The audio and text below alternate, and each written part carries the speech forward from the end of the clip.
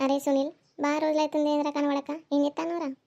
ఏం లేదురా అనిల్గా, ఏం చెప్తానా, సిటీలో కొంచెం బిజినెస్ స్టార్ట్ చేసిన మంచిగా గిరాక్ వస్తుంది, కానీ ఉండు అవుతుంది, తత్తలేనురా అందుకని. నీ పని ఉన్నది కారా, నాతో తిరిగినావు, నాతో నన్ను చేసినావు, ఇప్పుడు నువ్వు మంచిగా సెటిల్ అయినావు, నేను ఇంక ఇట్లనే ఉంటాయి. సెటిల్ కావాలంతీరా, నేను కూడా కష్టాలు వాళ్ళేదా, నువ్వు కూడా ఎప్పుడు ఒకసారి సెటిల్ అవుతావు. కష్టాలు కొన్ని వాడితేనే సెట్ అవుతాం, తర్వాత మంచిగా ఉంటుంది. ఒకటేసారి రమ్మంటే అవుతామారా? కష్టాలు ఎక్కడి, సుఖాలు ఎక్కడిరా, అదృష్టం ఉండాలి అంతేగాని. నీకు మంచిగా అదృష్టం పట్టింది, మంచిగా బిజినెస్ చేస్తాను. నాకే అదృష్టం పట్టక దరిద్రం పీడిస్తాంది. ఓ నన్నే గట్లా అంటే, మనతో చదివిన హరీష్ గారు ఎట్లా సెటిల్ అయిండు?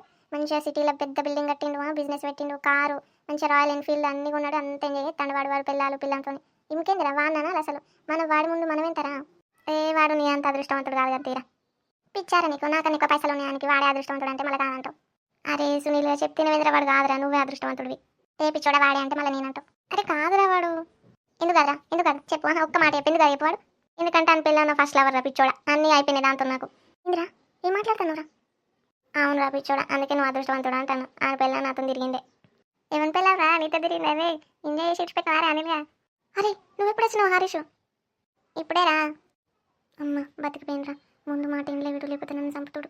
సరే హరీష్, అర్జెంట్ పని ఉంది, మళ్ళీ ప్లీజ్ ప్లీజ్ రా, ఏమనుకోకు, ఫోన్ చేస్తా మళ్ళీ నీకు. బాయ్ రా, బాయ్.